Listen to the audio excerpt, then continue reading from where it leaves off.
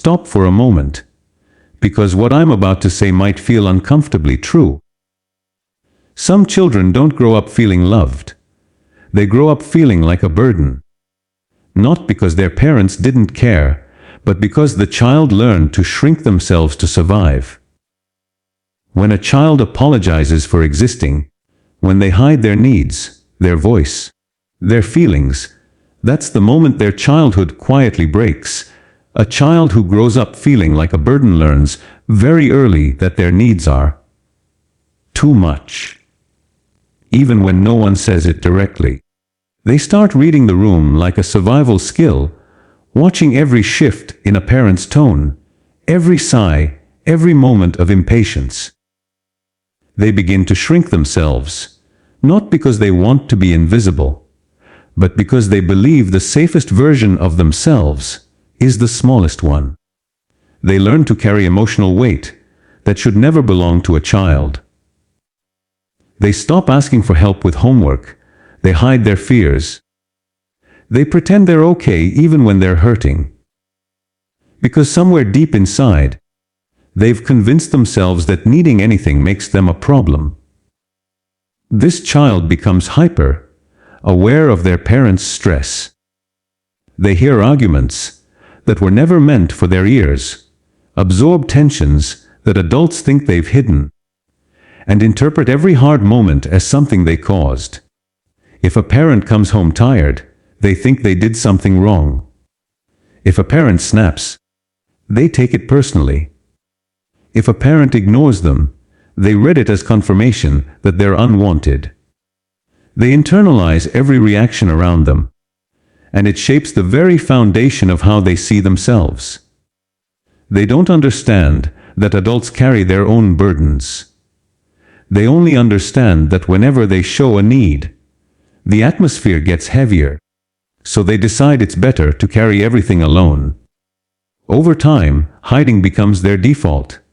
They stop sharing dreams, frustrations, or questions because they fear it will add pressure. They don't bring up problems at school because they don't want to be one more thing for someone to deal with. They don't cry in front of anyone because they've been taught, through reactions, that their emotions cause annoyance or inconvenience. Their inner world becomes a locked room, and even though they desperately want someone to open the door, they believe no one actually wants to hear what's inside. They start performing emotional labor far beyond their age. They comfort adults. They avoid triggering conflict. They read emotions like weather patterns. They act mature for their age, not because they're wise, but because they're scared. They believe that the less space they take, the more likely they are to be tolerated. And the heartbreaking part is that adults often praise them for being so responsible or so quiet, not realizing those traits were born out of fear, not strength. This praise reinforces the child's survival strategy: stay small, stay quiet, stay out of the way. Inside, though, they carry a constant sense of loneliness that they don't know how to name. They feel disconnected even in a room full of family. They don't feel like they belong anywhere. Not because anyone explicitly rejected them, but because they've never felt safe enough to be fully themselves. This emotional isolation becomes a shadow that follows them everywhere, shaping the choices they make and the relationships they build as adults. Eventually, this child grows up believing they should handle everything alone. Asking for help feels like weakness. Expressing needs feels selfish. Vulnerability feels dangerous. What began as a child's survival mechanism becomes an adult's emotional prison. And all of it started in those early years, when they learned that their presence felt heavier than their absence, and so they chose silence over expression, self-sacrifice over self-worth, and invisibility over the risk of being a burden. A child who grows up feeling like a burden often learns very early that love and attention are conditional, not constant. They discover, sometimes subtly, sometimes overtly, that their parents' approval or affection seems to depend on their behavior, their achievements, or how easy they are to care for. They start believing that in order to be loved, they must perform perfectly, getting top grades, staying out of trouble, being polite, quiet, or helpful beyond their years. Every smile from a parent, every moment of praise, becomes tied to their performance rather than simply existing as a child. They internalize the message that who they are naturally is not enough, that they must constantly prove their worth to earn love, acceptance, or even attention. This conditional love creates a deep sense of insecurity. The child becomes hyper, conscious of mistakes, small or large, fearing that any misstep will withdraw the love they've been struggling to secure. They start to anticipate disappointment, often apologizing preemptively for things they haven't done, simply to avoid rejection. Their internal dialogue is filled with, "I must," and "I shouldn't," as they navigate life believing that failing to meet expectations will result in emotional consequences. They learn to censor their own desires, to hide their interests or feelings that might seem inconvenient or burdensome, constantly measuring themselves against an invisible standard of worthiness. Over time, the child's identity becomes entangled with achievement and behavior. They define themselves through accomplishments rather than their inherent value as a person. They may excel in school, sports, or other areas, not because they enjoy it, but because success becomes their ticket to love and validation. Even when praised, there's often an underlying anxiety. Was this recognition genuine, or simply the reward for meeting expectations?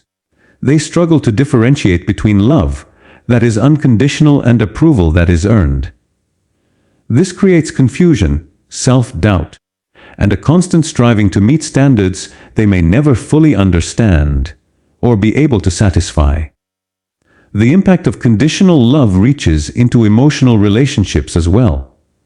They may grow up believing that their emotions, needs, or struggles are burdensome, fearing that expressing them will result in criticism or withdrawal of affection. They may become people pleasers, constantly attempting to anticipate the needs and expectations of others, believing that doing so will secure acceptance. Their natural spontaneity and joy may be suppressed, replaced by a careful calculation of how to remain safe in the eyes of those whose love they crave. This careful calculation often leaves them exhausted and emotionally isolated, even when surrounded by family. As they transition into adulthood, the pattern continues. They may seek relationships where love feels conditional, unconsciously replicating the dynamic they learned as children. They tie their self-worth to performance, often fearing that if they reveal their true selves, they will be rejected.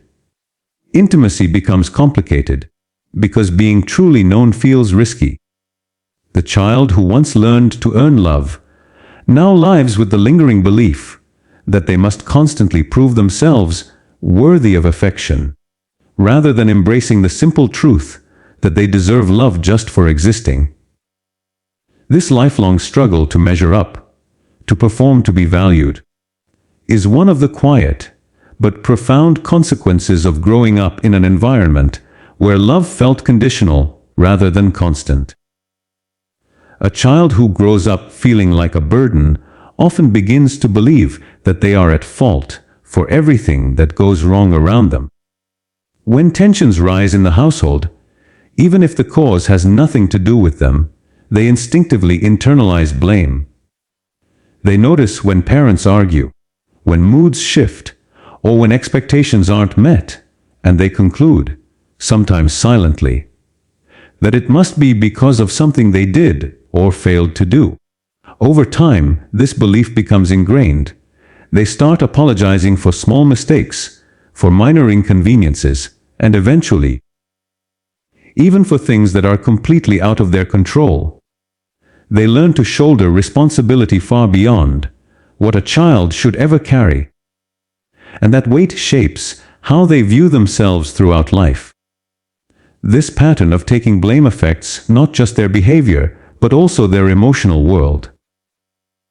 The child constantly questions their own worth, wondering if they are inherently too much or inherently flawed. Every criticism from a parent, every sigh, every look of frustration becomes a mirror reflecting their supposed inadequacy. They become hyper-vigilant, always scanning their environment for signs that they have caused trouble. When something goes wrong at school, in friendships, or later in life, their first reaction is self-reproach rather than problem-solving. They feel compelled to fix things, often taking responsibility for situations that have nothing to do with them, because guilt has become a default emotional response. Over time, this relentless self-blame erodes their confidence. They struggle to assert themselves, fearing that standing up for their own needs will cause disruption or disappointment. They may over-apologize, even when they have done nothing wrong, attempting to soothe the others preemptively. Their sense of identity becomes wrapped up in guilt and responsibility rather than curiosity, joy, or self-expression. They live with a constant inner narrative that says, "If something is wrong, it's my fault," which shapes every decision, every relationship, and every ambition they pursue. This belief also makes it difficult for them to set healthy boundaries, because saying no or prioritizing themselves feels inherently selfish or harmful to others. In social and emotional relationships, the consequences are significant. These children often grow into adults who take on excessive caretaking roles, always ensuring the comfort and happiness of those around them while minimizing their own. They may gravitate toward partners, friends, or colleagues who rely on them heavily, unconsciously reenacting the pattern of self-blame they learned as children. Conflict becomes terrifying because they automatically assume they are at fault. Emotional intimacy can be fraught with anxiety, as revealing true feelings or needs risks triggering guilt, shame, or perceived rejection. They may struggle with depression, anxiety, or chronic self-doubt, all stemming from a childhood where blame was internalized as a survival mechanism. Ultimately, this internalization of guilt and responsibility teaches the child a dangerous lesson that their existence comes at a cost to others. Every misstep, every inconvenience becomes proof that they are too much. And while adults may see their behavior as mature, responsible, or even admirable, what they don't see is the invisible burden this child carries. A burden of self-blame, over-responsibility, and the constant fear of being too much for the world. This belief, seated in childhood, quietly shapes the trajectory of their life, influencing their choices, relationships, and the way they perceive their own worth. It becomes a lens through which they interpret every interaction, every challenge, and every relationship. As a child grows up feeling like a burden, they quickly learn that their emotions are too much for the people around them. Tears are frowned upon, complaints are dismissed, and expressions of fear or sadness are often met with impatience or irritation. Over time, the child internalizes the belief that showing how they truly feel will only cause inconvenience or frustration. They learn to hide anger, sadness, or even excitement, suppressing emotions that are completely natural, simply because they fear that expressing them will make them a problem. Little by little, they convince themselves that their feelings are not valid, that needing comfort or understanding is selfish, and that silence is safer than expression. This suppression of emotions leads to a constant inner tension. The child's needs are real, but they are systematically ignored or minimized, so the child starts questioning whether their feelings are legitimate at all. They may bottle up anxiety, sadness, or hurt until it manifests in physical symptoms, withdrawal, or sudden emotional outbursts. Because they've learned that their emotions burden others, they often attempt to preemptively manage the moods of those around them, prioritizing others' comfort over their own. They become hyper-vigilant, constantly monitoring the reactions of adults and peers, and adjusting their behavior to avoid adding weight to someone else's day. The message that emotions are burdensome shapes how the child perceives themselves. They may grow up feeling like an inconvenience, simply for being alive, associating every emotional expression with guilt or shame. Crying, asking for help, or voicing dissatisfaction becomes something to fear, because it feels like an imposition. The child learns to disconnect from their own feelings in order to maintain peace or avoid judgment. Over time, this disconnect can become so ingrained that they struggle to identify or process emotions, even in adulthood, leaving them feeling numb, isolated, or chronically anxious. This dynamic also affects the child's relationships. They may gravitate toward people who are emotionally distant or critical, unconsciously replicating the same environment in which they learned that their feelings were a burden.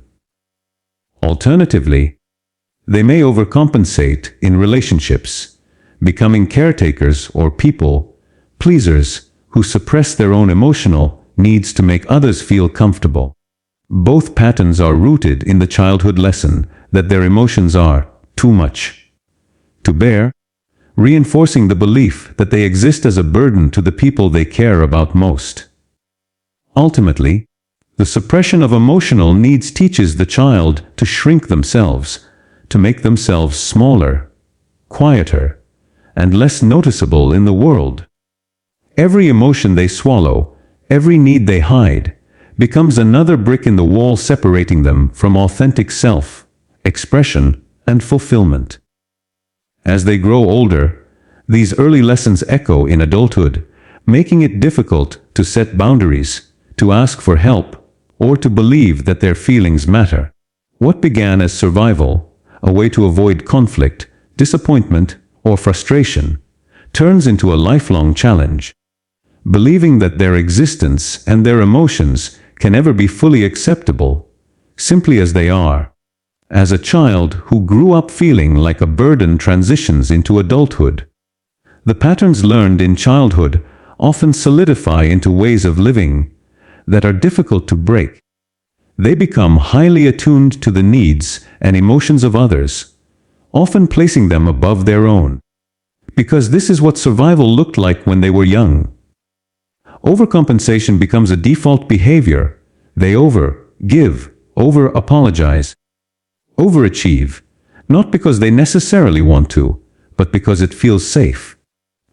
Pleasing others becomes a form of protection, a way to ensure that they are tolerated, accepted, or even loved.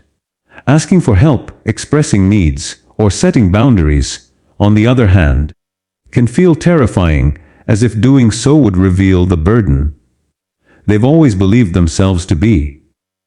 In relationships, this dynamic can manifest in both subtle and profound ways. They may find themselves drawn to partners who are emotionally needy or critical, unconsciously repeating the dynamics of their childhood, where love felt conditional and their needs were secondary. They may suppress their own desires, interests, or discomfort to maintain peace or avoid conflict. At work, they may overcommit, taking on more than they can handle in an effort to be seen as reliable and valuable, while secretly fearing that asking for support would mark them as weak or burdensome. This relentless overcompensation often leaves them exhausted, stressed, and emotionally depleted, yet they feel compelled to continue because the alternative, asserting their needs, feels too risky. The internalization of being a burden also affects self-esteem. These adults often struggle to believe that they deserve care, support, or love simply for existing. Their self-worth is frequently tied to how much they do for others, rather than who they are. Even when they receive kindness or help, they may feel unworthy or guilty, questioning whether they owe something in return. Emotional intimacy can feel unsafe, because vulnerability carries the risk of revealing the parts of themselves they believe are too much. They may avoid asking for help or leaning on others, carrying the weight of the world alone, just as they did as children. Despite these challenges, there is also resilience hidden in these patterns. Their heightened empathy and awareness of others' emotions can make them deeply compassionate partners, friends, and parents. They are often capable of extraordinary care and loyalty because they understand, perhaps more than most, the subtle pains of feeling unseen or unwanted. The challenge lies in learning to balance this natural capacity for empathy with self-compassion, recognizing that their own needs and existence are not burdens, but fundamental and valid. Ultimately, growing up feeling like a burden shapes how a person navigates every aspect of life. They may appear strong, self-sufficient, and endlessly giving, but underneath lies a fragile thread of fear and self-doubt carried from childhood. Breaking free from this pattern requires conscious effort, learning to ask for help without guilt, to express needs without fear, and to internalize the truth that their presence, their emotions, and their desires are not burdens. They are an essential part of who they are. The journey is not easy, but recognizing and addressing these patterns is the first step toward building a life where they can exist fully, freely, and without the weight of being too much for the world.